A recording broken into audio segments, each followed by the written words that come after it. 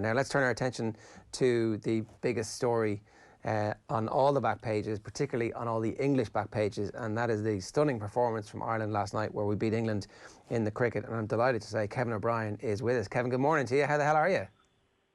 Yeah, I've been better, but I've been worse as well. So, I'm just sitting here overlooking the 18th green in our hotel, just having a cup of coffee. So just trying to remember and let it sink in what happened yesterday. Yeah, it was absolutely fantastic. Watching the final ball, you were coming off very calm and very measured, and it was almost like about 45, 50 seconds before actually you ended up kind of going, yeah, it was like there was kind of it was like you were so in the moment that you hadn't gone completely mad about the fact that you'd just beaten England again.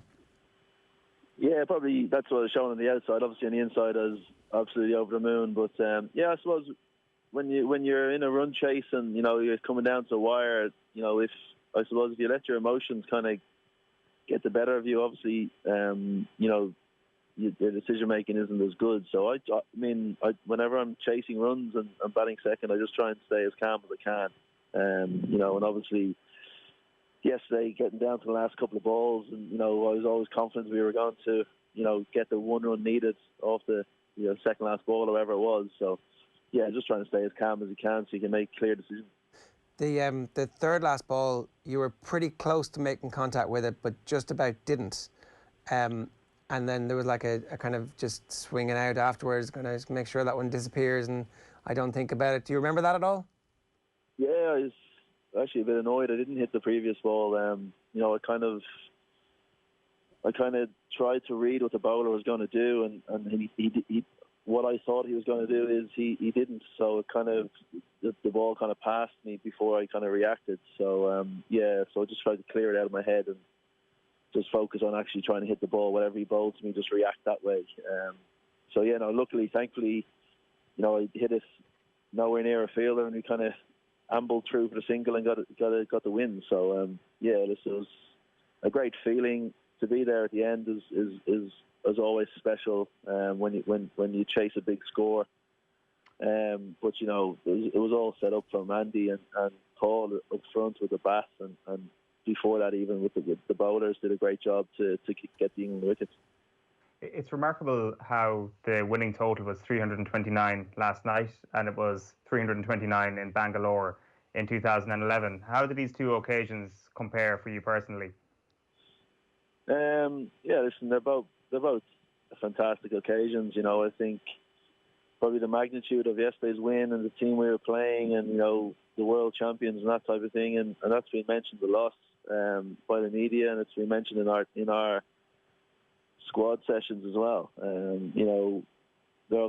are the best team in the world, and they're the world champions. So to beat them is in their own backyard, and having come off 5 months rest and lockdown and all that type of stuff.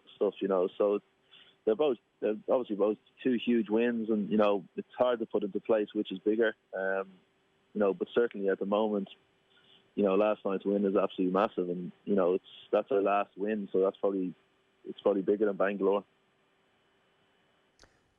The age profile of this team as well versus the age profile of the team in 2011, and I guess the progress that cricket has made over the last decades, this feels like it's there was a breakthrough element to 2011. This kind of feels like it's justification for everything, all the investment that's been made, all the careers that have kind of been put into getting Irish cricket to a point where that team could take the field last night and have enough players who felt confident that we actually might be able to chase down the world champions with this target.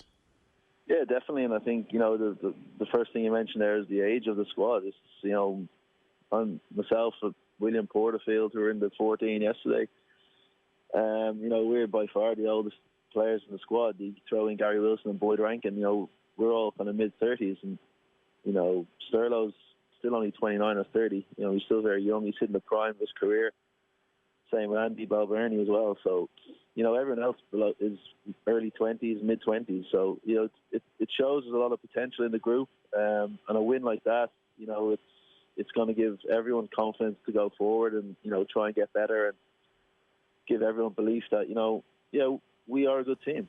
And I think we need to start telling ourselves that. We've beaten England yesterday, we've beaten Afghanistan in India in their own conditions, and we beat West Indies in January. So we've beaten 3 full member nations, and all away from home. So I think we need to start being a bit more respectful to ourselves. We're a good team. We've got excellent players who can score runs against the best teams in the world. And we've got bowlers who can take wickets against the best teams in the world. So hopefully it's a kick for this squad and the younger players to realise that they're here to take Irish cricket forward, and they're all good enough to beat the best teams in the world on their day. When did you actually think that it was going to end up falling to you? At what point during your teammates batting and both of them knocking centuries were you thinking, actually, hang on a second, this is going to fall nicely for me here?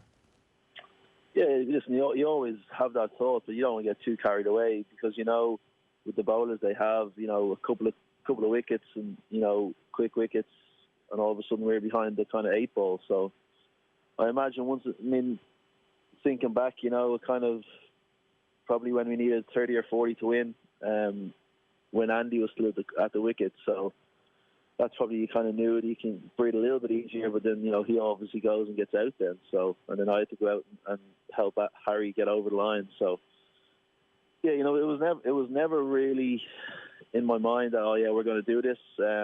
Whereas back in 2011, obviously I kind of had a big feeling we were going to win from about when we needed about 100 to win. But over here, I suppose not being in the middle, I couldn't dictate how the game went, or how the game went. So but once I was in the middle, I knew if I was there at the end, we'd get over the line. And can you talk to us a little bit about the level of pressure you feel, or because you've talked before about being in the zone and seeing the ball, and it's just it seems huge. Last night was different, I guess, because it's like the target keeps coming down and down and down, but you can do it kind of gently without actually having to reach for stuff. So what's that pressure like, and how do you keep yourself from thinking too far ahead to the next ball and going, okay, well, I know the run rate is... What is that process like for you? Yeah, it's something that I've kind of done throughout my career. Batting in the middle, batting in number 5 and 6, where I've batted most of my career, you do find yourself in, run chases, and you just learn from the experience. It's obviously great coming in the position that we were yesterday, where we only needed maybe 7.5 and over. So, that's only 6 singles and over, and the next over you get a 4, and all of a sudden you're getting the required run rate. So, I just kept telling Harry just relax. We'll get a couple of boundaries, and we'll get, as long as we're scoring off every ball, we get a couple of 4s or the odd 6, we'll get over the line. So the worst thing you can do is kind of panic and try and win the game too early. And that's when you get, a couple of bad overs and a wicket falls and then a new man comes in and there's pressure on the new man. So I knew once myself and Harry were there, we'd get over the line. In 2011, obviously, Kevin, you're a young man. You're at a different stage of your career at this point. Does that mean you try and take everything in that little bit more, to savour it a little bit more, knowing that these victories are absolutely super special? Yeah, I think so. Certainly sitting last night in the change room and just having a beer with the boys afterwards in the hotel, it obviously feels the same to win, and obviously very happy to win and to be there at the end. But there was something slightly different, trying not to get too carried away with it. It's obviously a good win, and it's great to beat England, but we need to do it again. Next time we play, we need to beat Afghanistan, we need to beat West Indies, we need to beat Bangladesh, we need to continually beating these teams to continue pushing Irish cricket forward. So it's a different position where Cricket Ireland is at the moment in terms of 2011. We've got more and more games against the best teams in the world in the World Cricket League qualifying tournament. So we've got to continually put up performances, and we have to get better every game. It's not like where we're just playing a one-off game every 3 or 4 months. We've got series against the best teams in the world, and we need to continually improve.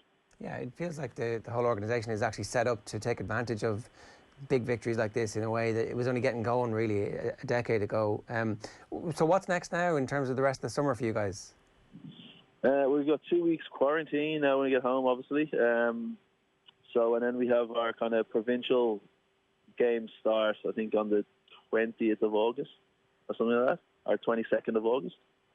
And then we've just got maybe 4 or 5 weeks of that provincial series, and then the season's finished. So our next game officially isn't until January. I think we play Afghanistan over in India, if we can get over there, I imagine. Okay. 2 weeks in quarantine after a victory like that sounds like it's much more crack than 2 weeks in quarantine after a defeat. Yeah, well, for me, it will be pretty similar, 2 kids and a wife, they kind of haven't seen them for 4 weeks or so. So, yeah, I'm looking forward to getting home now. It's great being on tour with the lads and playing games, but, there's nothing better than, coming home and spending time with family. So, yeah, it's going to be a quiet 2 weeks for me. Try and do some fitness while I'm there, and then just get ready for the individual series.